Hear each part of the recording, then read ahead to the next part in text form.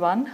My name is Renuka, Assistant Professor in Department of Electronics and Communication Engineering, Maharaja Institute of Technology, Mysore. In previous class, we had studied about real-time systems and how we are going to schedule, how we are going to design hardware, and what are the initial procedure that we have to adopt in order to design and implement in future implementation of any hardware or software units, correct? So in today's class we shall try to understand preliminary design, hardware design. Hardware design, it can be either a single computer with a multi-channel ADC and DAC boards, separate general purpose computers on each unit, separate computer based microcontrollers on each unit linked to a single general purpose computer. Here, whenever you are talking about the designing of any hardware, we have to first think about how do we accommodate a processor. Is it just a single system that you are requiring for entire operation, or do you have multiple processors that will be involved? Or what kind of computer? Is it multi-channel? Is it one single computer with multi-channel where you have analog to digital and digital to analog conversion happening, or do you have individual multi such processors which are actually connected to a single computer? Or I can just simply say, do we have a separate general purpose computer on each unit? So if you have a computer, there will be a general purpose computer for each and every unit. Let us assume there are 12 units, initially when we took the example of hot air blower. So if you are just going to stick with the same example, so you have 12 such units, isn't it? So do we have to have a processor or a single general purpose computer which will be operated at each unit, that is 12 unit? Or do you have a separate central based microcontroller on each unit which is linked to a single general purpose computer? So do you separate computer based microcontrollers are there at each unit which will be controlled by one single general purpose computer placed at the center? So the first thing is you need to check on these three possibilities while designing any hardware. First is whether the single computer with multi-channel, single computer having multiple channels of ADCs, or do you have a general individual general purpose computer, and then you have one single general purpose computer which has been connected to n number of such computer based microcontrollers. So under three different heads you are going to understand, or you are trying to find out how your entire hardware has to be designed. The requirement, so the requirement analysis and evaluation to be considered for three hardware structures. So earlier we have just considered three different structures, isn't it? So now if you take the first example wherein you have a single computer which has multiple channels where you have analog to digital and digital to analog converters being connected. If that is an example that we are going to move forward with our design, then we need to have these three options. Once you have designed how the hardware structure should be, when it is finalized, then there are three possible options that you can go for. The first is, first give that the specification calls for the system to be able to run with a sample interval for the control loop of 40 millisecond. Can this be met with 12 units sharing a single processor? The first question is, first option that you can think of is, will a 40 millisecond time schedule be enough to incorporate an analog to digital and digital to analog transmission between 12 such units that you are going to consider? That will be the first option. If yes, then you can always go ahead and design that, right? Now, the second option is putting a processor that includes a display and keyboard on each unit an expensive solution, or will communication better processors be required? So next option is, do we have to have a monitor, that is a display unit, and the keyboard which has to be placed at each 12 different 12 different ends? The cost effectiveness of the entire system and its performance, right? So do we have to require 12 different display and 12 different keyboard units at each system, that is a 12 system that we are going to design? Then, or do we have to have just one single such display unit and keyboard at the central processor. Will communication between processor be required, which means will communication between a processor. So if you're just taking 12 different processors there, then will processor 1 communicate with processor 2? Will processor 2 communicate to processor 1? Will there be any communication happening between two processors? That is the next step. Okay. Next, the option 3, what sort of communication link should be used? Okay. A shared high speed bus, a local area network, or where should the microcontroller be located? Okay. At each blower unit or together in the central location. Now, once you have finalized on what should be the sampling, what should be the duration, okay, how we are going to communicate all 12 units, is the time sufficient? Next is whether you want to have a keyboard and a display at this center, or do you want it to be placed at individual work unit? Next, what kind of communication link that you're going to establish between the processor and your general purpose computers, right?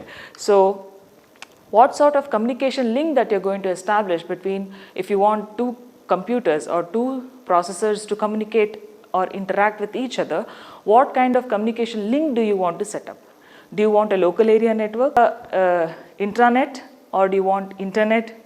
Okay, then we have to think about where should you place such processor, because you have to have a specialized server which has to place at center, or do you want the server to be placed at each blower end? Okay, so these are the next possible options that you have to look into. Okay, next, options to be considered based on the development, cost, performance, operating, maintenance, reliability and safety. So these are the 4 important headers. Whenever you're thinking about an option, you have to think about what kind of hardware are we going to use, and whether that hardware that we're going to choose will be cost effective, the performance of the processor. Then you have to think about what is the time or the duration in which the processing could be enabled. Then what is the reliability of such. For example, let us just consider the first structure wherein you have a single, as we have seen earlier. So we have single computer with multi-channel A to D and D to A boards, and then we'll choose, let us assume that we are going to choose the option 1, wherein give the specification call for a system to be able to run with a sample interval. So you're going to design a sample interval of 40 millisecond, okay, and so that it can meet all, the information can be sent to all 12 different single processors which are placed at certain distance. Okay. So let us just assume that we are choosing option 1 for further understanding. Next, based on this hardware requirement or designing, we are going to think about what kind of software that could be used in order to accommodate all these hardware entities, right? So having an assuming option 1, that is, given that the specification call for system to be able to run with a sample interval for control loop of 40 milliseconds, can this be met with 12 unit sharing a single processor? So you have a centrally placed processor and you have 12 units, those are connected and there will be analog to digital conversion happening at each end. Okay, between in different blowers, 12 different blowers that we have initially said in the a schedule, isn't it? That is the planning. So based on the initial planning stage, we are going to think about this assumption. Okay, so different functions of a software. So what will a software do? Okay, how should it be think about a software that could be used in order to support these hardwares? The first is DDC. That is the direct digital controllers for temperature control, because in a hot air blower very important is the temperature, because it should not be too high nor too low. Okay, it should be optimum, because too high it might dissolve certain ICs, okay, or if it is too low it might not serve the purpose, right? So DDC for temperature control. Then we have to use an operator display, because you know that in the initial classes when we are dealing about module 1, we try to understand the entire plant process with the help of a hot air blower, right? So keeping that in mind, we have to think about the operator display. What is the operator display? It can be either automatic or it can be manual. Next, operator input. How are you going to give the input? Is it manual or is it automatic? Then provision of management information. So if you remember, while trying to schedule or just the planning stage, the initial planning stage, what did we do? We thought about first 6 and the 7th bit action was mainly to check with the management information. What is the management information? It is mainly to get the summary, correct? It is mainly to get the summary of at the end of the day after 24 hours. That was an example, isn't it? So the provision for the management information, then which, because it will also give you how efficient is the system working. So for if 40 milliseconds is the entire duration, you can break down the entire 40 millisecond to 20 millisecond and 20 millisecond, where the event, the module 1 will be running for 20 millisecond, module 2 will be running for the second 20 millisecond. Now during the first 20 milliseconds you are trying to get an information, okay, so that it gives a small summary. That summary will be like a test summary for the first system, second system, third system, fourth and 12th, till 12th system, right? And the entire information will be compiled and a summary will be generated and it will be stored, okay, and it will be a complete averaging of all these which will be given as a summary sheet at the end of 24 hours. That will be your provision for management information. So that if you want that, then you have to think about the clock and the calendar of the event, the clock pulses, okay. So now provision of management information is just to get the summary of the entire report after 24 hours, okay, as simple as that. System startup and shutdown. How should the system start up? Do you want it to be just a standard interactive? Because you need not have a startup with as a real time. You need not start up with a real time system. It can be a simple standard standard operation as a startup, and you have shutdown. Then you have clock and calendar information. So these are the 6 important different functions a software could be accommodated for just a simple operation of a hot air blower. That is the temperature, display, input, management information, startup, shutdown, and then you have the clock and calendar functions.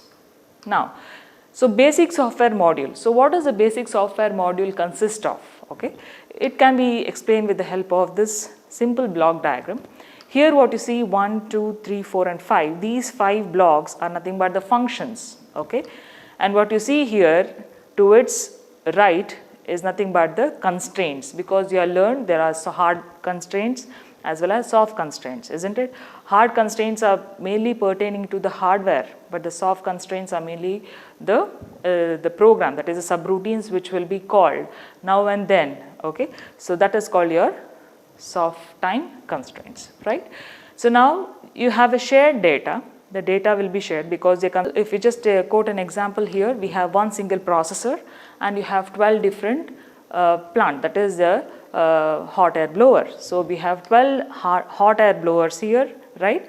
And if you take one shared data, which means one single processor, okay, and if you assume this block diagram is for one single such hot air blower, then what is there inside it? Okay, we have what is called as clock and calendar. This will be a hard time constraint, okay, and then you have operator display, then you have operator input, management information, and then you have a startup.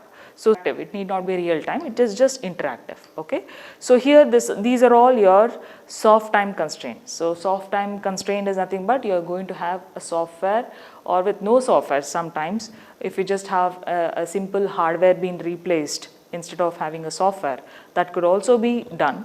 So you have soft time constraints, you're writing a program or calling these subroutines as and when required, and that information will be shared in a single processor, okay. And you have a control and clock calendar based on the clock and the control line, you have the entire processing, and that will be started or it can be shut down based on the interactive operation that is happening at the hot air blower. Okay. So let us just understand, depicts various function of type of time constraints, as I have just told you about hard and soft. Hard time constraint here to run every 40 milliseconds. So to run the entire plant here but your hot air blower, right? If you are making the hot air blower to run for every 40 milliseconds, you can't stick to just 40 milliseconds, because any operation practically when it is implemented, it will be always plus or minus certain value. You can't just stick with just 40 milliseconds. So assuming that a total average of about 1 millisecond in excess, so it can be 1 millisecond less or could be more. Okay, so you can always just say it as 40 millisecond plus or minus 1 millisecond. Okay, so if that is an average value, okay, we can take up to a rounding off to 1 minute. 1 minute for the one single hot air blower setup. Okay, that is your hard constraint. Next, sampling time can be specified as TS. TS is nothing but the sampling. Okay, you have a clock, the function has to be defined now, correct, for in case of a sampling time, because each time section will have its own operation. We know that every clock pulse will have a function that has to be performed, and that should happen well within your 40 milliseconds. Now for 40 milliseconds, how many such clock pulses are we going to accommodate? How are we going to get the information to and from the one single hot air blower? So here you are going to sample a TS. TS is taken as a sampling time, and plus or minus ES, and an average overall time, if you take it as T as a time period, then the average of the entire time duration that you are going to consider, that is 20 milliseconds, okay, 20 milliseconds, because the entire 40 milliseconds will have 20 milliseconds and 20 milliseconds, isn't it? It's broken into two halves.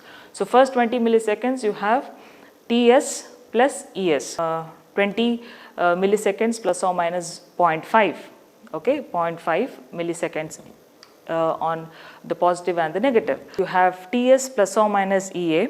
So practically one sample in every 100 to be missed. This is a part of test specification. So you have to define the sampling rate or the sampling time, because you will get to know how accurate will be your result. So here, according to the assumption what we make is, for every 100 such cycles you have a probability of missing one such sample time. Okay, so the error could be just 1, it should not be more than 1. Okay, so that's the reason practical one sample in every 100 samples can be missed. So that is a probability of error. Okay, that needs to be always written in a test specification. Okay, then clock and calendar must run every 20 milliseconds, not to miss clock. So instead of, you should not miss the entire clock, isn't it? So the 40 milliseconds is now broken into 20 milliseconds and 20 milliseconds. So the clock should be running for every 20 milliseconds. So after every 20 milliseconds, it should check, okay, whether the information, is there any clock that has been missed? Is it just one or more than one such clock has been missed within that 100 samples, right? So a soft constraint is the clock with a counter. So now you can convert this hard constraint, okay, of clock and calendar by incorporating a counter if you want, using you can convert that hard constraint into a soft constraint if you have a counter being enabled. Okay, so if you have a counter, what will happen? The soft constraint with a clock can be incorporated, where you can write the program into how about counting the number of clocks. So it will count till 20, and then after 20 it return back. If there is any miss, then it will be showing an error saying that within 20 milliseconds you have couple of clock being missed. So hard time constraint could be converted into a soft constraint based on what kind of additional hardware or additional unit that you're going to use, okay, and that has to be addressed. Example, if an average response time of 1 second with a maximum interval between the reading the counter of 5 seconds. So, if you take an average of 1 second, it is 1 second because we have considered as the entire as 1 minute, isn't it? It is 40 milliseconds plus or minus 0.5 will be the average, right? So, if that is going to be considered, then we can read the information of the counter for every 5 seconds. For every 5 seconds, you can have the counter. So, let us know now how actually we are going to set the operation. So, operator display, what will an operator display do? It has a hard constraint in that an updated interval of 5 seconds is given.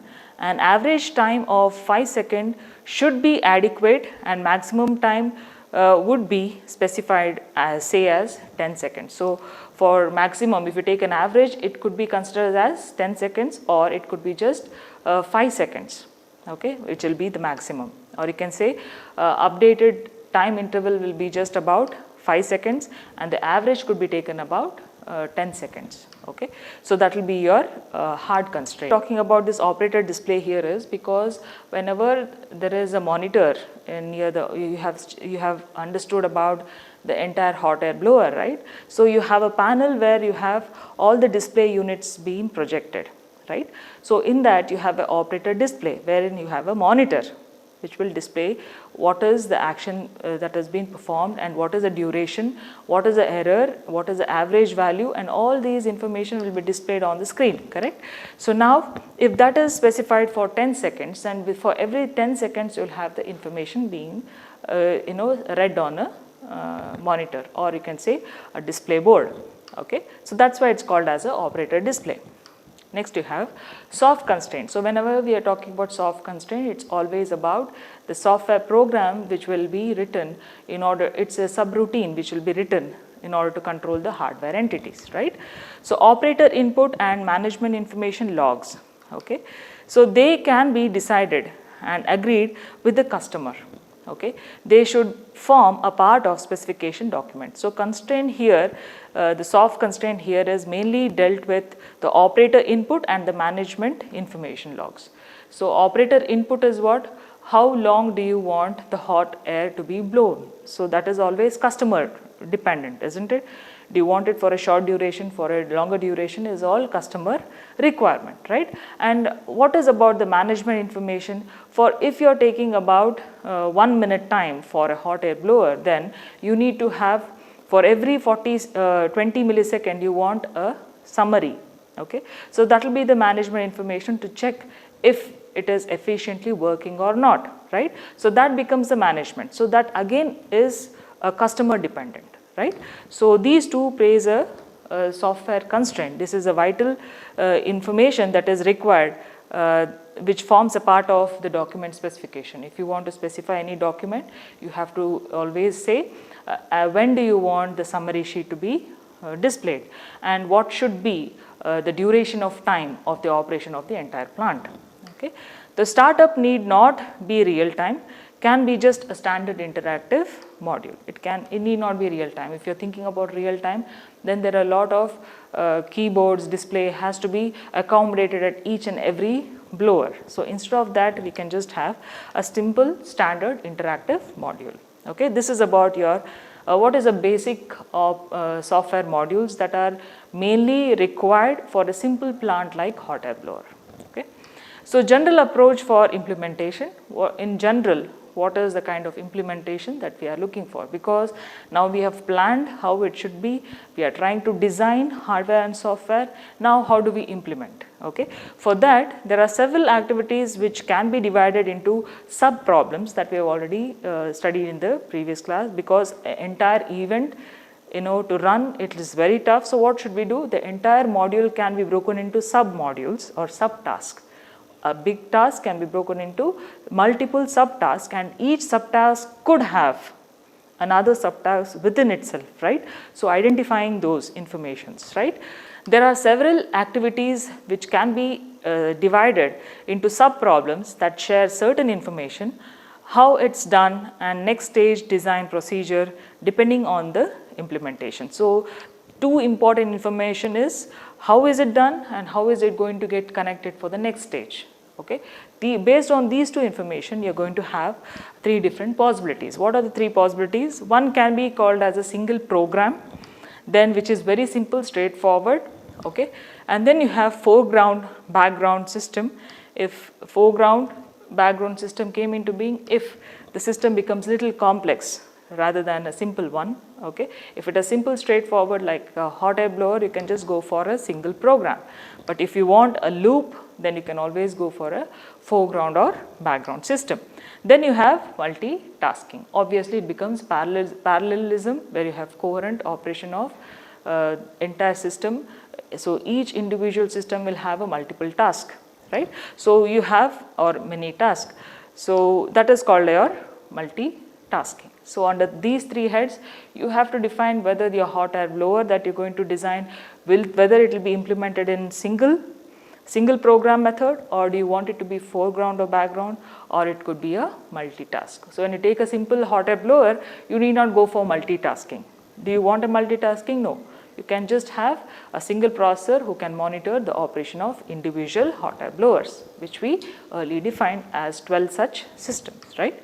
So we can just go for a single program approach. Let us try to understand what do you mean by a single program approach. So if you just see this is nothing but the simple flow chart, that is the flow program, how you're going to start and how it's going to run in a simple hot air blower. Now, there is a start here, you have a start, then you have startup. Startup here, we have told that it need not be real-time operating system, it can be just interactive system, right? So if it's just an interactive system, then first block that you see here is a read clock input line. So first you have to read the input. First you have to read, isn't it? Earlier when we tried to understand, we need 3 clock pulses in order to receive the information, data, isn't it? So now just to read a clock input line, you have one cycle, right?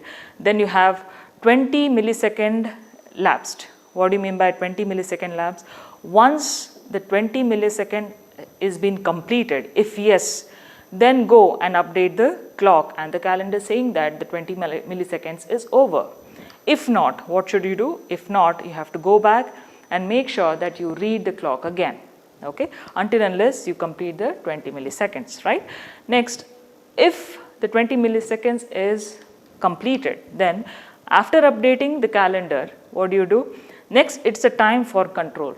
So if the control is fine, if you have the control line is through the system, if the temperature has been maintained, if the on-off signal logical ones and zeros are set to turn on and for anti-clockwise and clockwise direction movement and the fan in fan out direction. So if those instructions have to be manipulated here, then the time for control signal has to be next searched.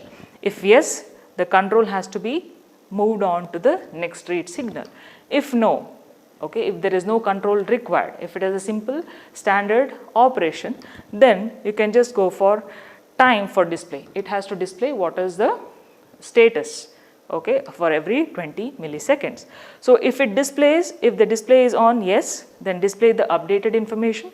If no, okay, if there is no such display, if there is no error, or if it is going on smoothly, if there is no such display required, then go to no and then say operator input. So now the operator gives certain input. He says that set it for 5 seconds, so that the average will be, the sampling time will be about 10 seconds. Next, if he says yes, then operator input is provided and it will go back to the next read cycle.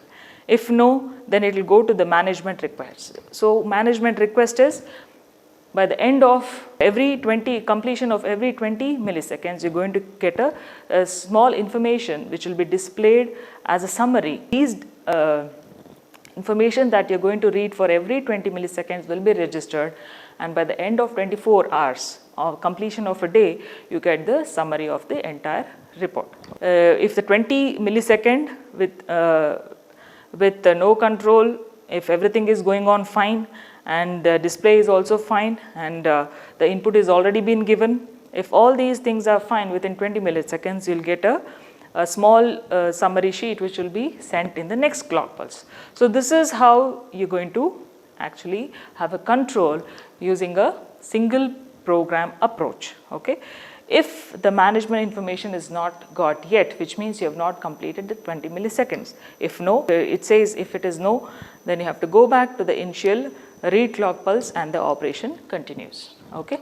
So this is about the single program approach.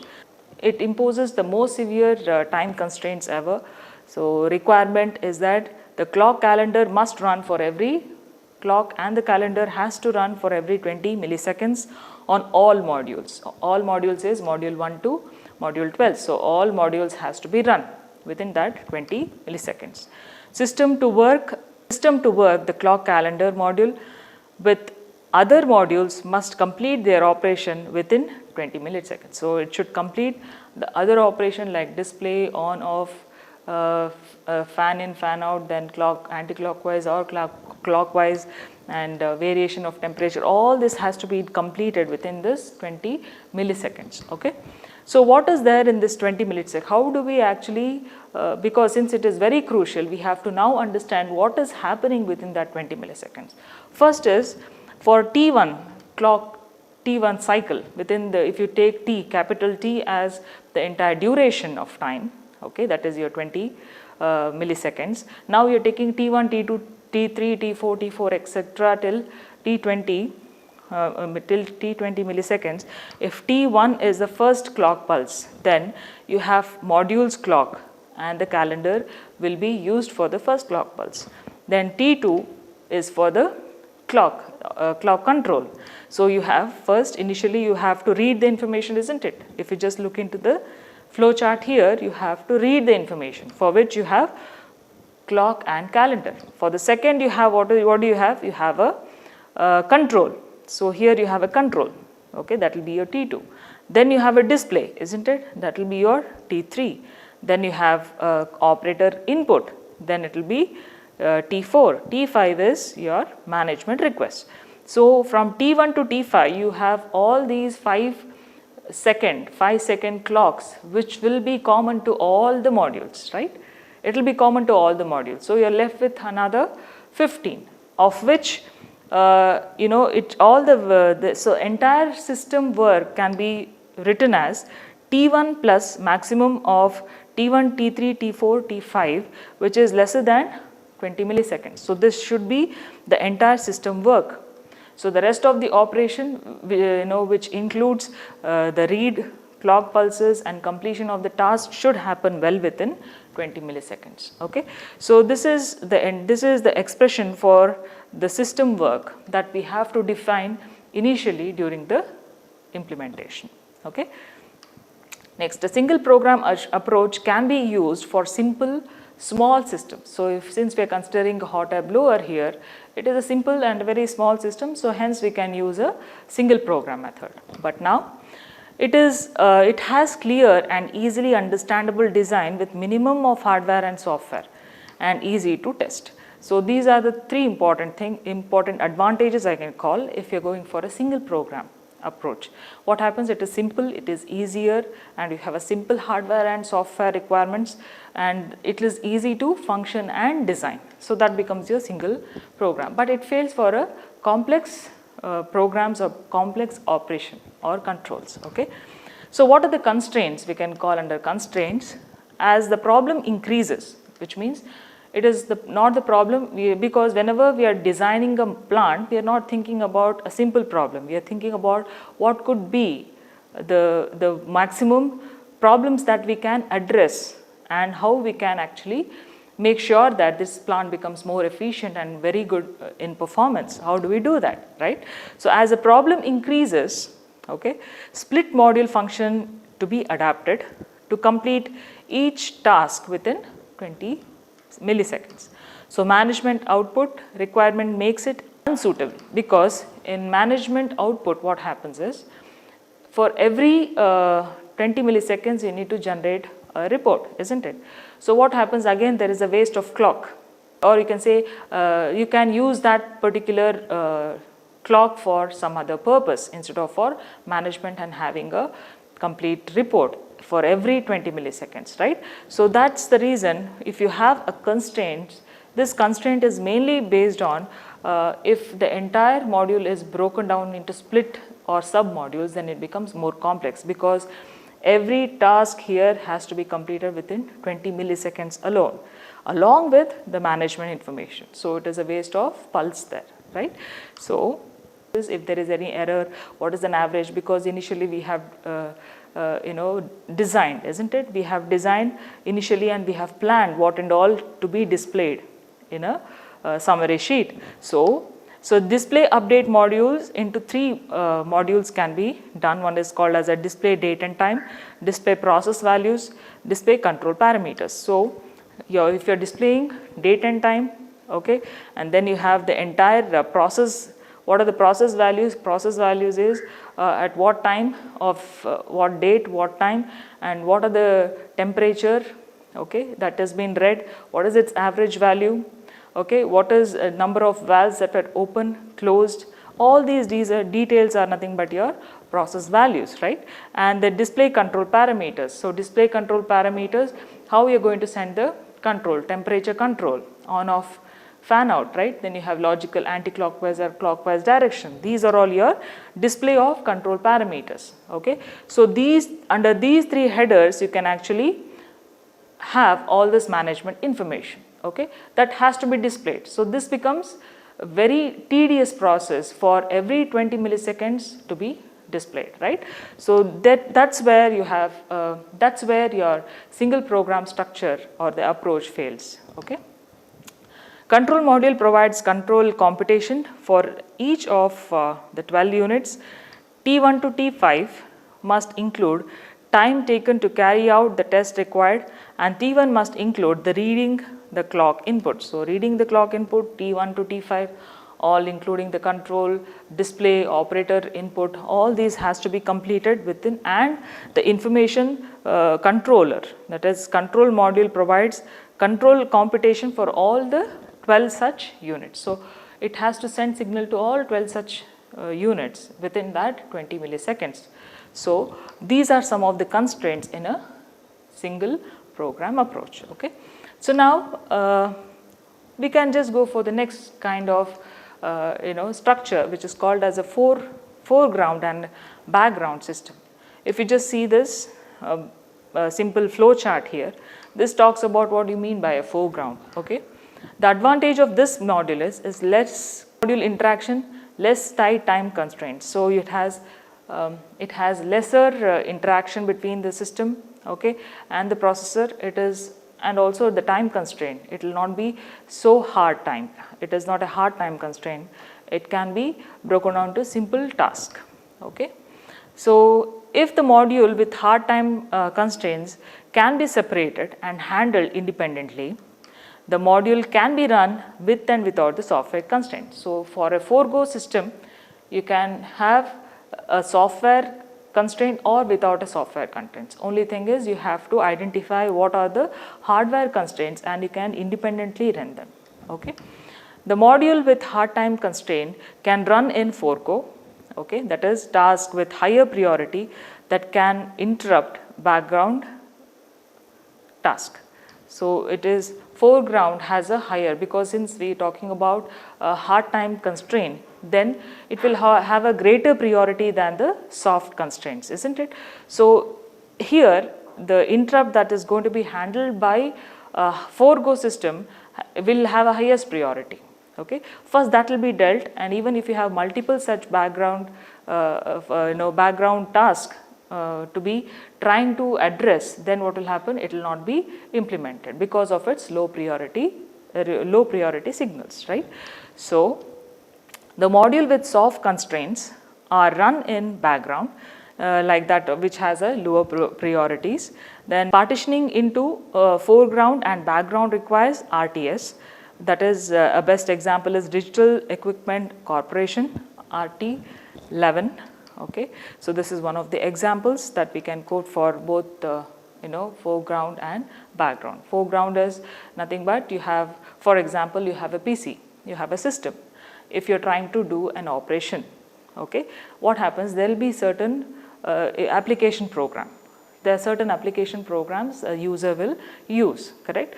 That will be run background. You have just the implementation part, right? So those information will be run in the background. Those are called as your soft, or you can say soft constraints, or those will be wherein the user cannot see them, okay? So those are the operating systems, right? So those information which will be called as a subroutine, okay? Inside a system where the user can't see, that becomes your background. You're going to use the spreadsheet in front, but there are certain programs written for that spreadsheet that could be implemented, right? So your entering a data into the spreadsheet becomes your foreground. Background is the connected or subroutines which will be called as and when the user requires. So that becomes a background, fine. So this is about the foreground and the background of the system. Here if you just see, it is a interrupt handler. You have a start, you have a clock and the calendar. For every clock pulse, what will happen? You have two important tasks that will be done in a foreground. One is the clock and the calendar and the control. Okay, those are the two different hardware entities you can consider, okay, and then you can implement it which has a highest priority, okay. Then you have then you have the foreground task are written as an interrupt routine and the background task as a standard program. So interrupt routine will be a foreground program and the background will be nothing but programs. Okay, so this is your this is the flow chart of the background system.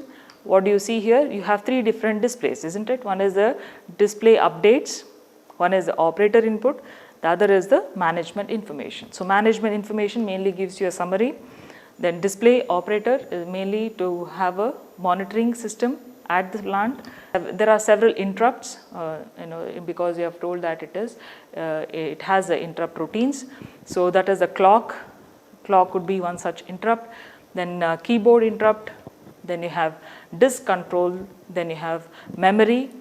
Then you have disk cache program and extended memory manager, non-real-time software. These are some of the several kinds of foreground interrupt subroutines. So background is mainly referred to as a interrupt routine and it is usually hidden from the user. So the main task here is the maximum of T3, T4, T5. What is the average? It would be very much less than 10 millisecond. Display module runs on averaging of about 5 seconds and operator input response will be about less than 10 seconds. So all these operations should be, all the three basic operation has to complete well within 20 milliseconds. So that will be your background. Okay. So today we had studied about what are different kinds of implementation, the basic implementation of the hardware, software, and also we try to understand the three different structures. Thank you.